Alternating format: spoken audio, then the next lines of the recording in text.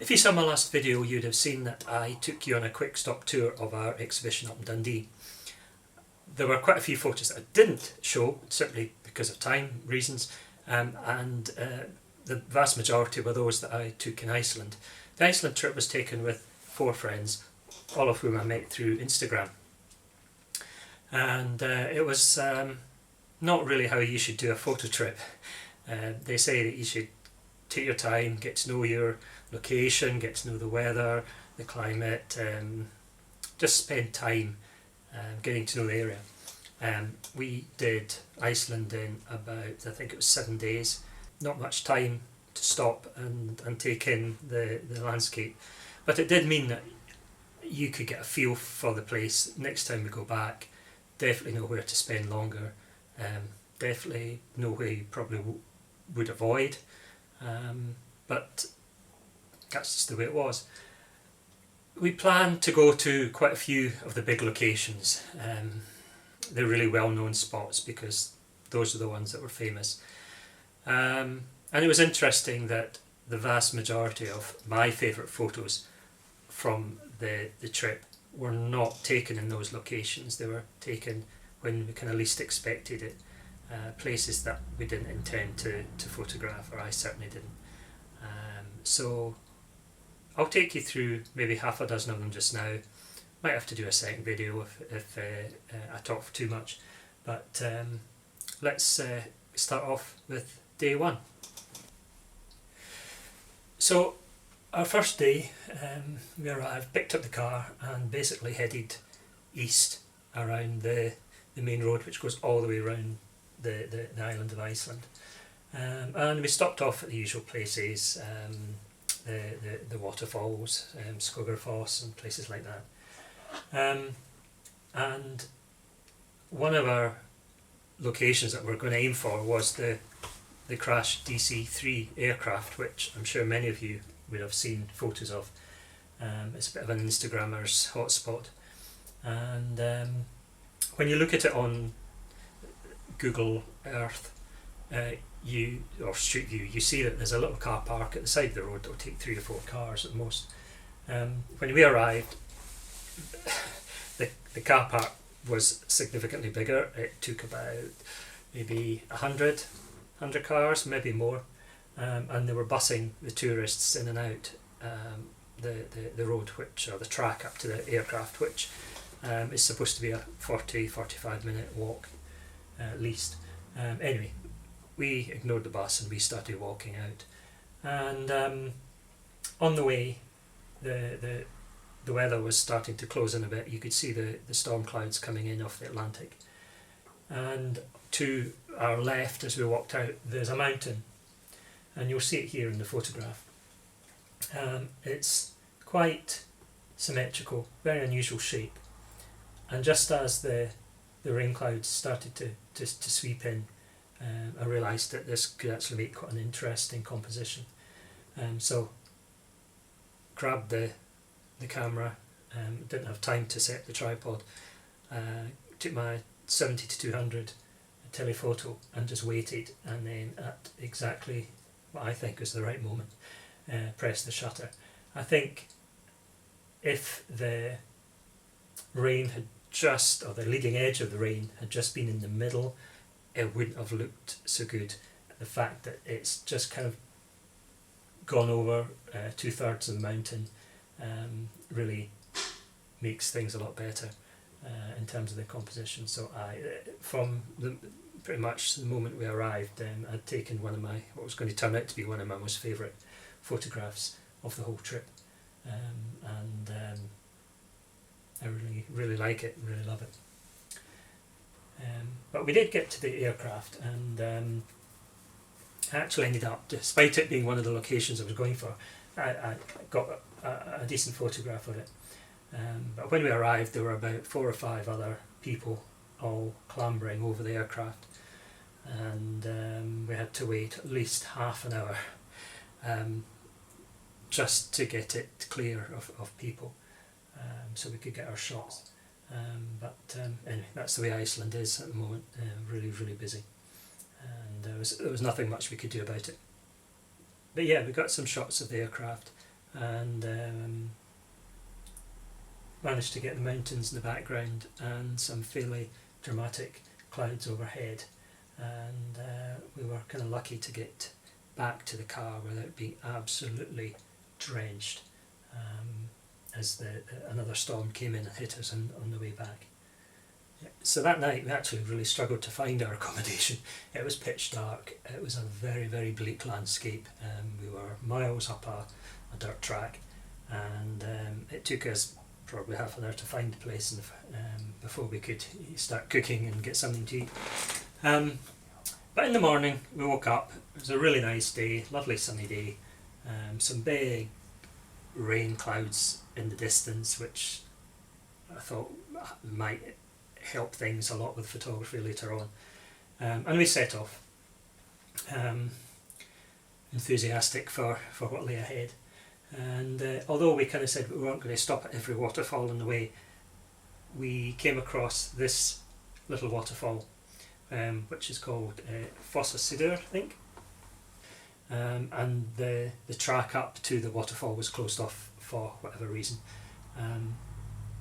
So yeah, again I had to get the 70 to 200mm out and try to get a composition that I liked. And in the end I focused in on the vertical aspect of the waterfall, and really did a kind of more detailed composition with the moss and the rock in the background and just this vertical plane of water down the middle, and it was one that I really, really liked. And I struggled with it at first as to whether to leave it in colour or turn it into black and white, but I think in the end it's better in colour, just because the moss just reminds you of Iceland. There's huge plains of just mossy boulders, and the colour's quite unique. So yeah, and I'll show you an image that I took of the whole waterfall panned out, so you get a feel for it. There's a really nice effect at the bottom of the waterfall where it splashes over all the boulders. But in the end, this was the photograph that I enjoyed the most, and this is the one that I put up in the exhibition.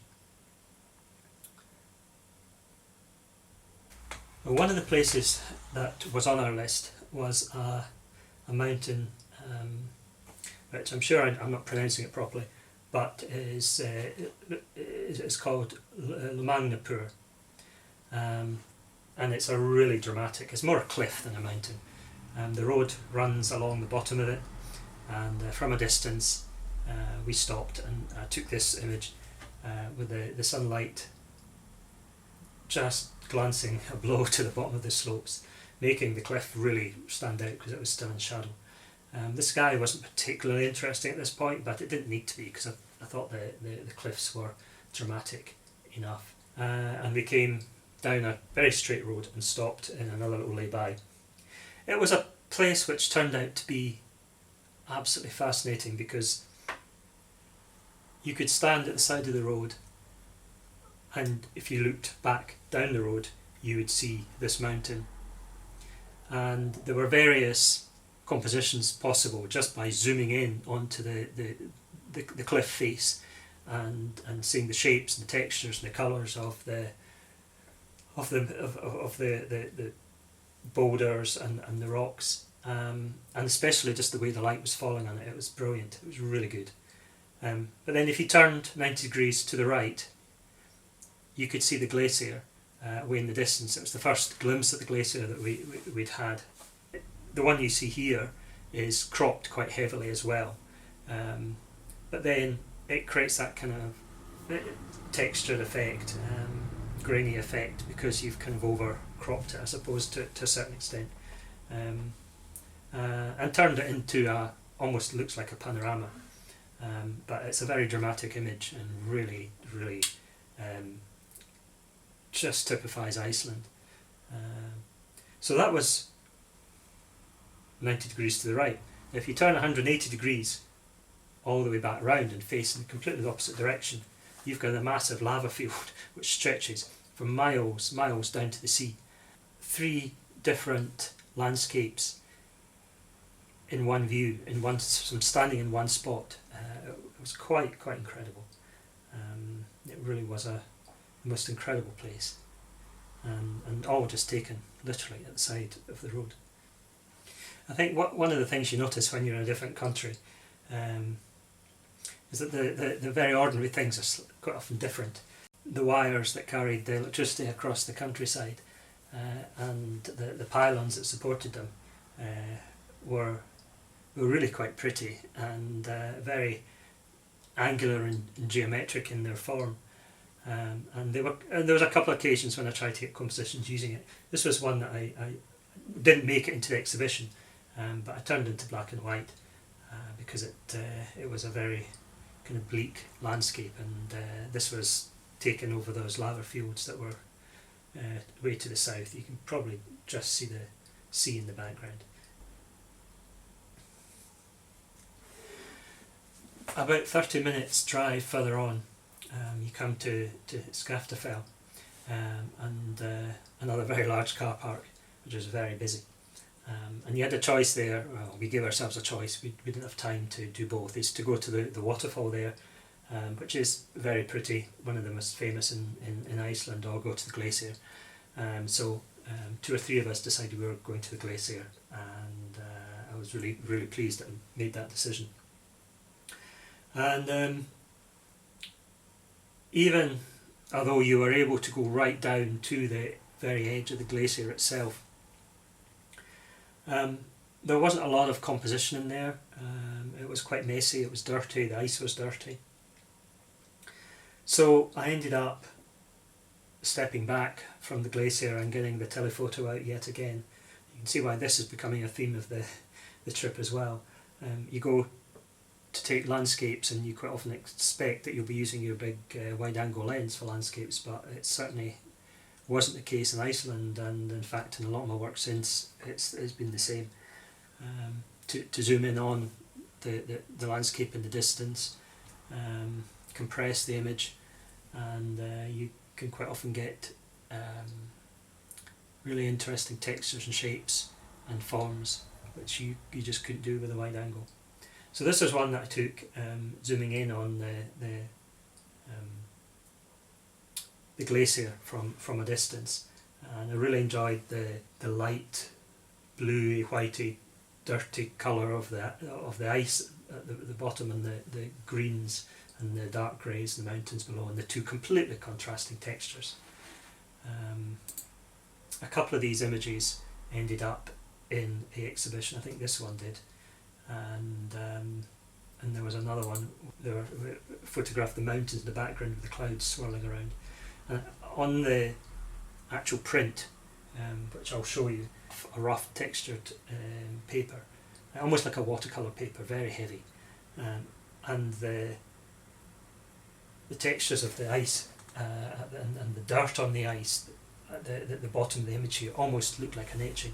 It really was fantastic, beautifully printed, and the paper just brings out the detail in the image, which you just cannot see on a screen, even a decent sized screen like this. You just can't pick it out, but you do see it on the paper, which is why it's much better to print the work and see it up on the wall somewhere. So at the end of that day we ended up in a place called Hoffen to stay the night. It's a nice little harbour, and our Airbnb was just sitting up above the harbour, looking down on it. But as sunset was approaching, the location, to beat all locations, was actually a very short distance away. So 4 of us jumped in the car and headed away down to Vestrahorn. If you're a photographer, you'll know all about Vestrahorn. You'll have seen it countless times. This was one of the big locations that really did work for us. The sky wasn't amazing. We got a nice sunset. The clouds on the mountain tops turned orange, and we got that nice light, but it was just the most incredible location you can imagine. I took countless photographs. I'm still not convinced which is the best one, but if you ever get the chance to go to Iceland, you have to go here. It's a really difficult place to photograph in one sense. The sand, it's like a desert, because you park the car up at the base of the mountain and you have to pay to get through the barrier and drive down.